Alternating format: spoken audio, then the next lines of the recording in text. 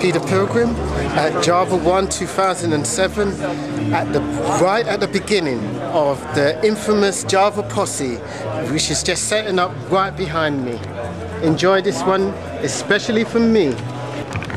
Quick note, really quick before we start. As you guys are walking in, hopefully you got one of these JavaPosse things. These are perfectly fitting in the back of your badge. So when your badge flips around by accident, don't stress about it, just let it flip around and keep walking around the conference. Alright, you're on deck, you're the guy who says stuff.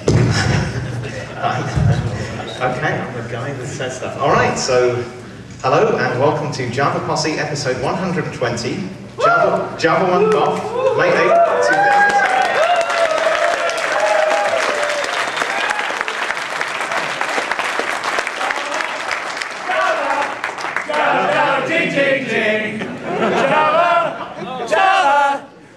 Java, jing, jing, jing.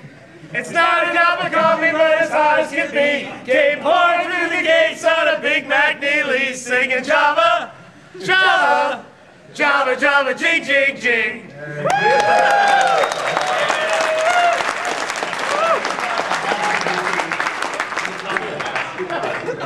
Did anyone notice in the technical keynote today that when I clicked on the blog link, what it was actually saying was, it's not a cup of coffee, but as hot as can be, Java, Java, jing, jing, jing.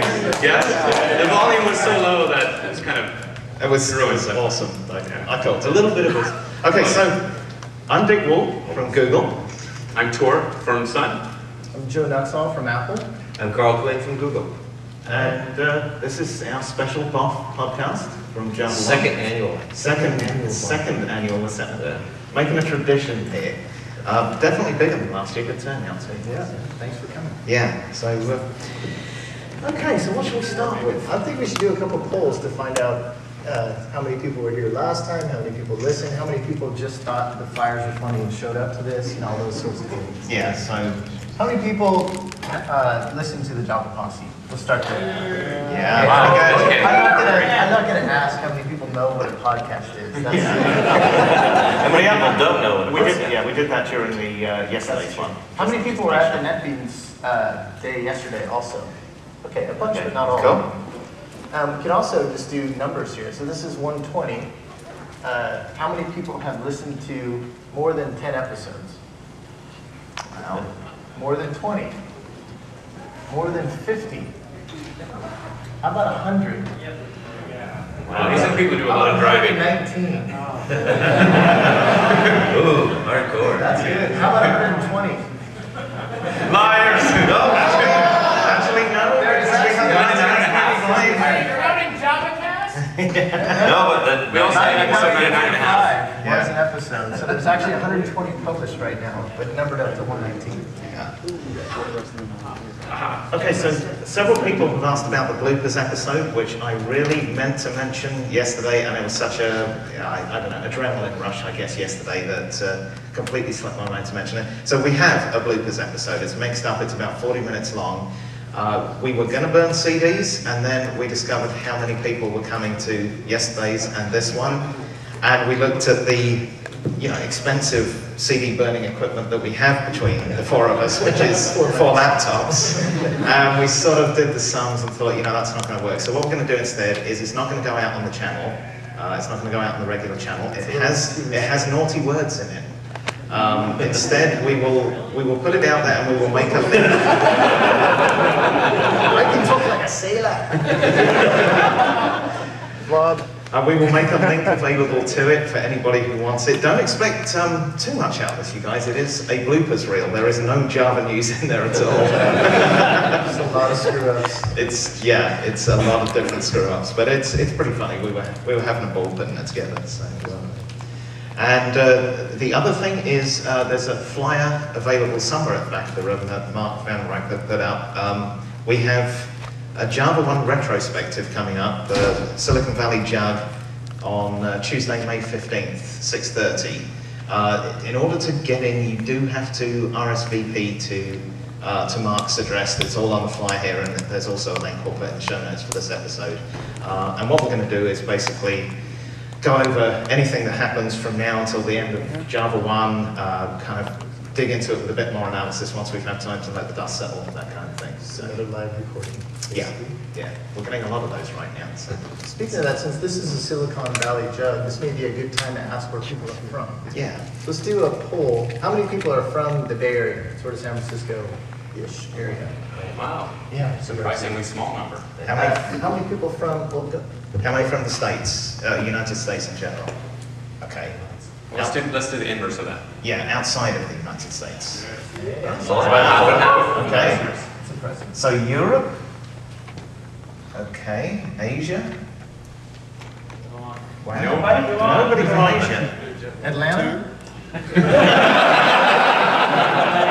How about Texas? All right, we have Australia. Yeah! How about Brazil?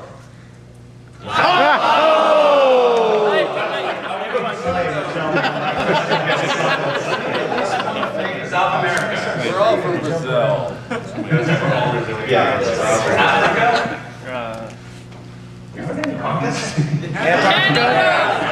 Canada's not a continent. And of course Antarctica. Antarctica, there's Yeah. at least one. Yeah. Anyway, so I guess we probably better get to some news. Sure. Our plan for tonight's podcast is basically to go through the keynote announcement, I guess. Yeah, And so- discuss them. So We had no plan. yeah, That's all we had left. it's JavaOne. There was no big news this week. Nothing. Yeah, nothing, Nothing major happened. It was just quiet, actually. nothing came out today, I was surprised.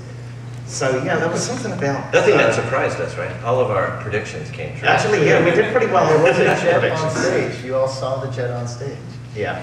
but no dance, not bad. So we did actually forget to mention in our predictions that Java would be fully open sourced at this point, which it's sort of 99.5% is, as my understanding goes. So, well, that was basically announced that it would Yeah, be, so that wasn't yeah. really, it wouldn't be a very clever I think prediction. it was kind of, I figured that would be bigger news than it was, but I think everybody was just expecting it at this point. So has anyone actually pulled source and built? No? Oh, Oh, yeah, okay. a couple of people. Okay. How many during the keynote? I heard that Gen 2 did. They were pulling source and building it during the We were keynote. talking to Bruno just before this, and he said their Emerge. little group sat down and did that during the keynote, which is That's impressive. awesome. Yeah, so I did a little bit of digging on this one because the announcement that was made during the keynote, through the keynote, was fully open sourced. And the last I checked, there was a couple of things that were encumbered that were still in there. So I went asking around today. There are still some things that are encumbered. You have to download a few binary bits for the whole thing to build. And actually, this is a good chance to mention David Heron was the guy I talked to about it. He said that they're not really sure what they're going to do with those last remaining encumbered bits. One of the issues they have is they can't just rip them out and replace them themselves because all of them are already tainted by having seen the code. So the engineers that are working on it right now cannot pull out and rewrite those things. So they're looking for help from the community to actually get those clear now, which is a really interesting thing. I hadn't thought about it like that before. What I'm hoping is that what happened with OpenOffice, it wasn't ported to the Mac, but people really wanted it for the Mac. And there's the same desire to have Java 6 on the Mac now, and maybe the same kind of people would take a look at this code and try to port it. Probably wouldn't be easy. Chris, what are you doing in your spare time? Yeah. Well, what were the specific callouts though? Because I know you went and talked to David. I don't know, did he have specific? Yeah, I think pieces? we have Chet on the front row. He would be a perfect There you resource go. to tell us Yeah, what the missing but pieces are. if you do, please, this Come might closer. or speak into one of our chests. Yeah. Go to the mic.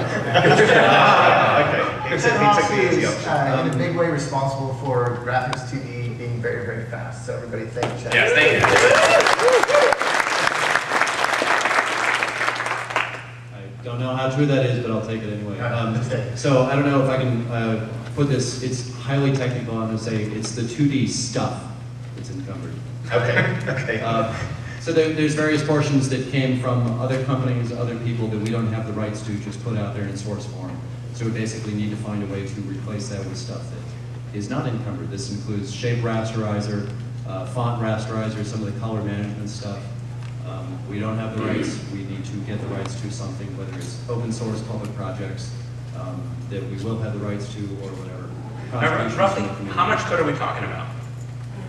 Or is that proprietary as well? Would that taint us all?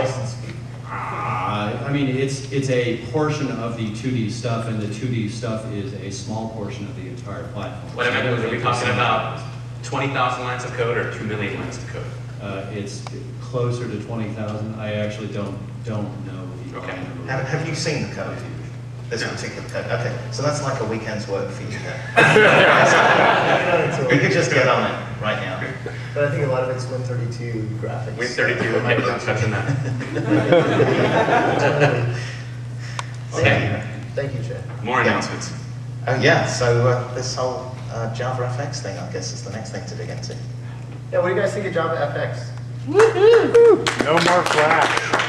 That was a wait and see kind of applause, I think. I was pretty excited to see this. I guess I kind of thought that something would happen around F3, and I guess the timing is obvious for JavaOne. We But should talk about that. I mean, F3, what's F3? They just announced JavaFX. Go. okay, well, okay. So Chris Oliver came up with this thing called form follows function (F3), which is what do you call it? Declarative scripting. For building UIs, very much competitor to Flash. I mean, really, very much competitor to Flash. Many of the demos are literally Flash demos that have been kind of ported across to use this. Basically, I think they just co-opted it into the language. They're coming up with a way of making this part of the next assault on the desktop. So obviously, desktop has become an important thing this year, which is good. We were hoping that that would be the case. It's an area that Java has been a bit lacking in the past. It seems a bit like .NET to me when you put the .NET on everything to make it one big message, because it really seems there's a bunch of different technologies there, right? So there's a scripting language, which is, I guess, you saw the code is much more compact than what you had before. But it also seems that to me, the really exciting part is the fact that you have Java 2D blending really well with Swing, because in the past, it was really easy to do a GUI app, but if you actually wanted to do some animation, well, there was, the timing framework, but then if you wanted to do some other stuff, you have to do a lot of code. And now, I think if you try to just really pull this all together, you can do something much nicer. So you don't just use a J button, you use, some surface that can respond to mouse clicks, for example. That's really nice. The other thing is that, I've heard a lot of people say, well, why not the scripting language? But it doesn't seem to really require that. You could, for example, do a domain-specific language in Ruby that would also be calling into the same jar APIs that the F3 compiler would be using. So it seems like we have a lot of things on the desktop that are all working together. I just got Ruby on mine. No, no. It's just that you hit a no, not another scripting language, and I think that the demos we saw today prove that if you're going to be doing these applications, the JavaFX language is probably your best bet. It's the most compact. It's optimized for certain things. But again, there's some people who might want to do this without actually investing in a new language. But it is a totally different kind of language, right? Because we don't really have a declarative scripting language like that. We have a couple flavors of dynamically typed languages like Ruby and JRuby and Python. So those all sort of fit in the same category, but I think this is different. It's very useful for this kind of app.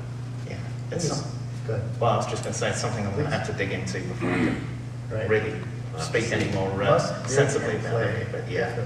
And one thing I thought was missing was, having something available right now, which was the kind of tool that the target audience really will want to use.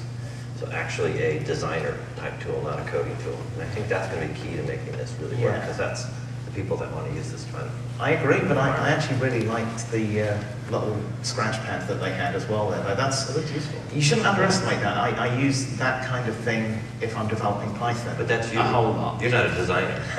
Well, this is true. This is true. But having that immediate feedback, having the ability to see what you're doing in real time, that does speed up development. Having a very, very tight loop. So that's pretty cool. I think one thing that went by very quickly, and I haven't heard people talk about it, but they said that there was a slide that says faster, faster, faster, and they said there's going to be 2 more releases of Java SE6. Yeah. And I think that's exciting. So I interpreted that meaning that they're going to have 2 more releases of Java 6 that are going to be faster, and then the one after that's going to be faster. So I'm curious Let me explain a little bit. When we were taking notes for the keynote, after we saw this big demo of F3 and this great web app, I wrote in all caps in my notes, so what about applets? Are we going to make applets and stuff? And it wasn't really addressed. They didn't talk about they are doing modularization, and they did talk a bit about the consumer version of the JRE, but there wasn't a discussion about we're going to fix this Java in an applet thing so that it works and it's seamless, more like Flash is extremely seamless. They didn't talk about it. They had a slide that said faster, faster, faster in Tor, ripped on Tor. Was convinced that meant they're going to fix applets. I'm like, they should have said. I'm reading between the lines. There's no inside information here. I'm just saying that, there's this huge, claim that Sun is going after the desktop, right? And that's being shown in the keynote. That was prominent in both keynotes. And there's this message right before saying we're going to work on improving. I mean, how could you try to take over the desktop and not worry about deployment? That would be idiotic. We got Josh walking up to the mic. Why don't you tell us? So clearly none of you went to Ethan's deployment talk then. We didn't actually, with the day we had, we didn't get to a single technical session. How lame is that? So you call yourselves the attendees. No, we don't.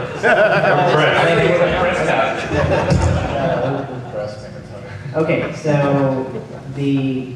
what Ethan talked about is what's coming over the next roughly year for improvements to Java SE6. This is not part of Java 7.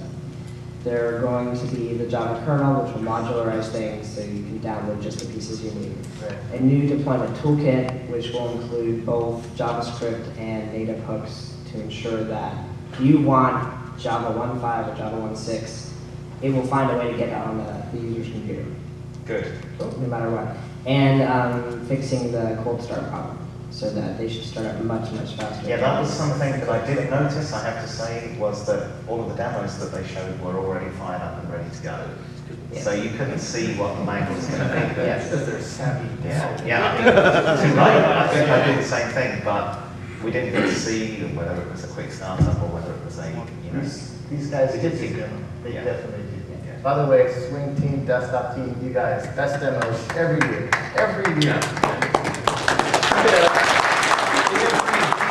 You guys saw the Iris t-shirt, very cool. Yeah. It looks a lot like IRS to me. It's one of those. I still say the worst jumpsuits, they're ready to. Right, if you get too many of these guys walking along, they're going to look like they're doing community service. So for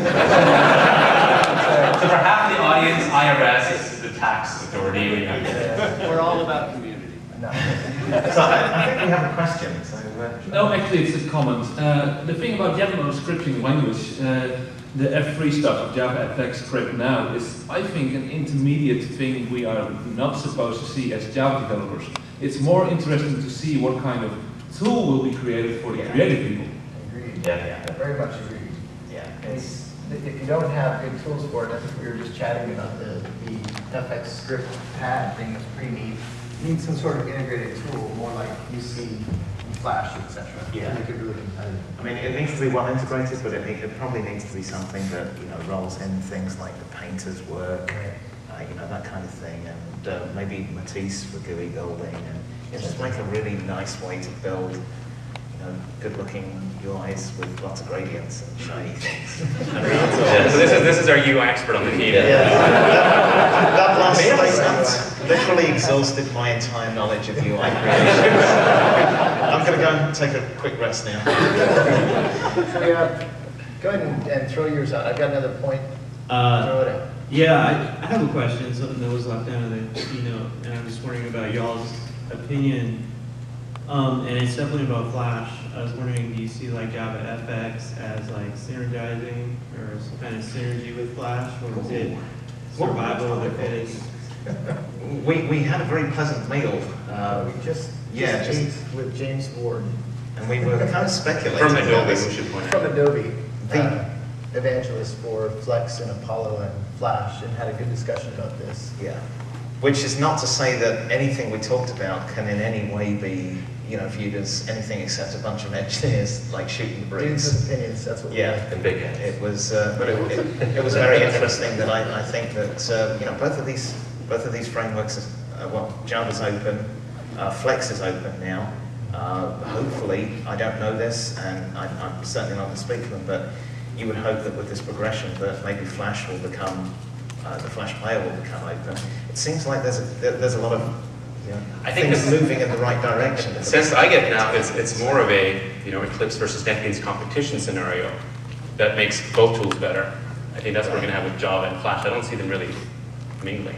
I guess they also have a common antagonist or enemy as well now. With That's true. But the fact that they have Flash has its own VM, it's not easy to envision technology that would actually run both. Microsoft had a fairly large announcement recently in the same ballpark. We didn't hear about that. Yeah. So I think we covered that. Yeah, we did on Monday. Yeah. Okay. So anyone who hasn't heard the Monday podcast yet, slack us. Yeah. For those of you who didn't come, it was about half the audience who didn't come. The Monday podcast we actually prepared for an hour before the podcast. Still, we had 10 slides. So I actually want to make one more point on the JavaFX stuff. I think it's going to be very entertaining to watch sort of the political battle within the whole Java ecosystem as to how that gets fleshed out.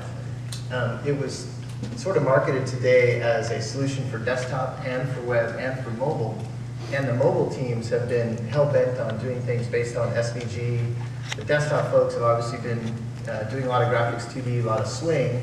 And the web stuff has been Java server faces and applets and stuff. It's kind of, there's a lot of tech in each of these three areas, and it's always been one of my big complaints if you listen to podcasts, that they're totally different use models.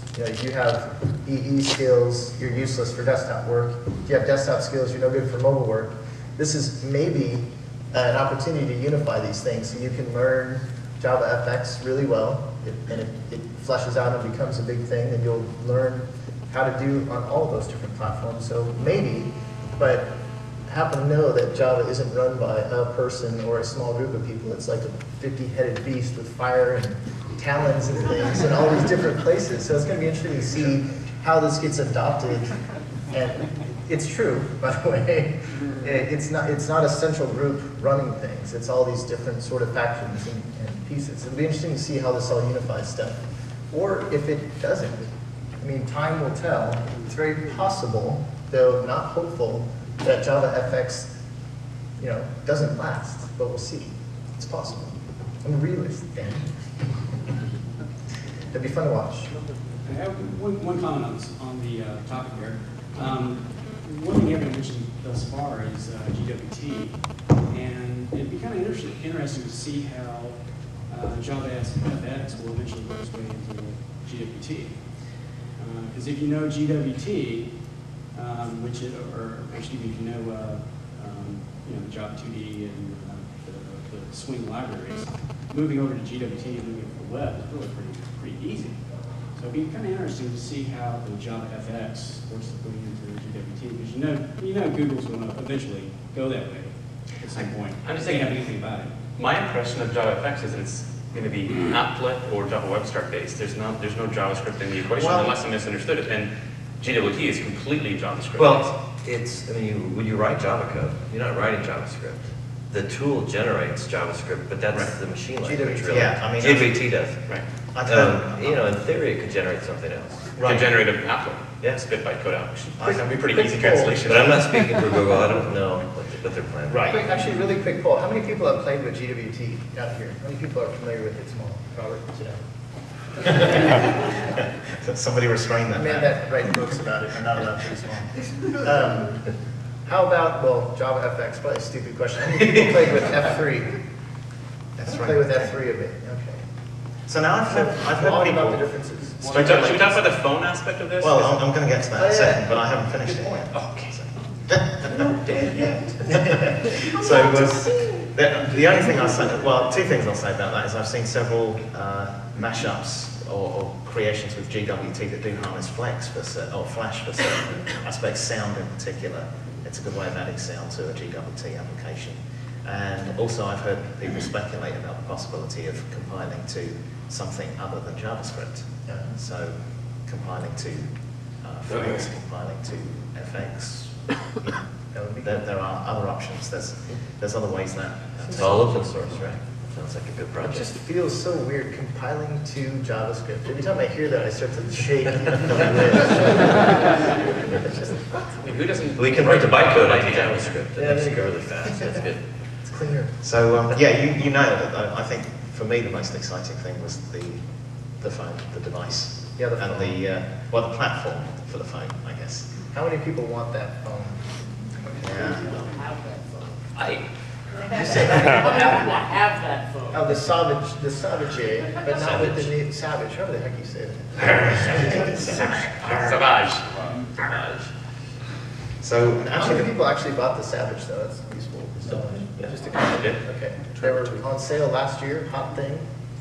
Oh, sorry. It's fun. But it looks like it's a whole new OS. It's not really the Savage OS. It's a new thing. Well, I think it sits on top, right? So they have the version, they have the JVM that runs on top of the Savage little tiny OS that they have, and then they also have one that runs on top of Linux. Right? He talked about the port they did in 2 weeks, but I think it just depends on the scale of the phone and the device that you want, which OS makes the most sense.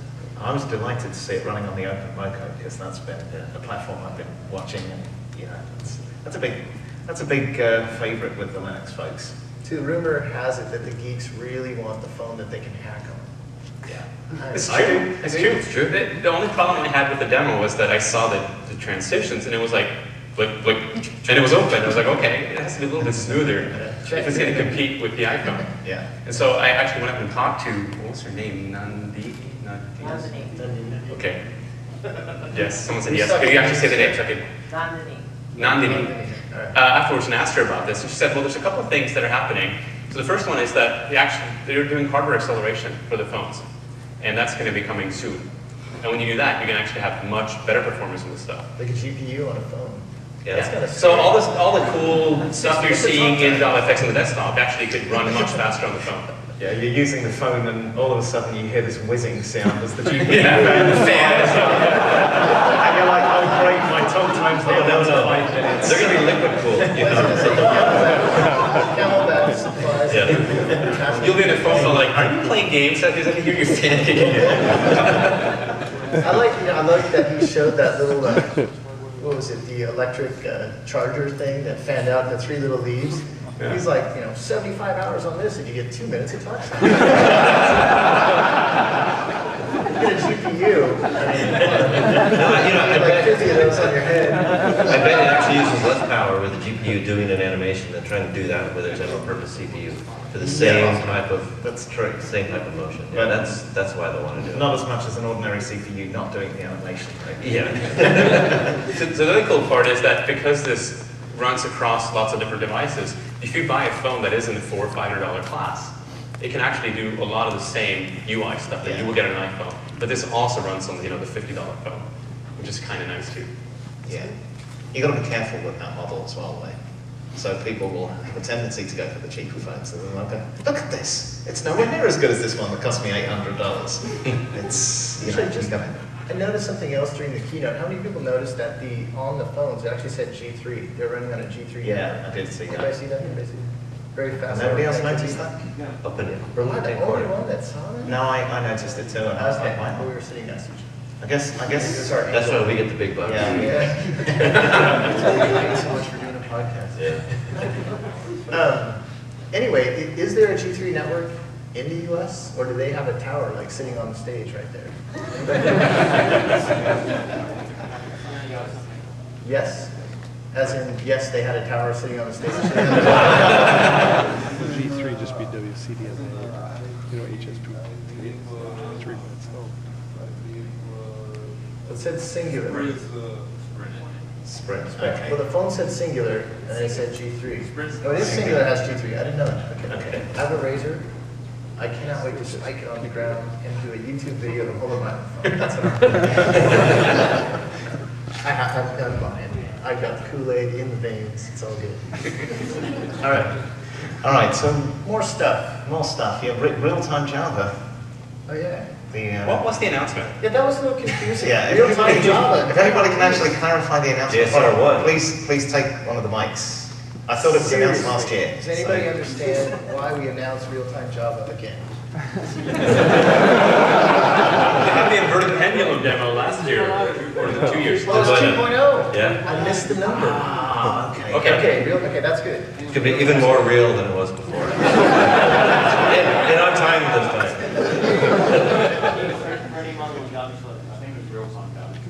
Real-time garbage collection. Okay, yeah, good. So I missed that. I was very confused because I thought it was. So now it's real time and not just for half an hour.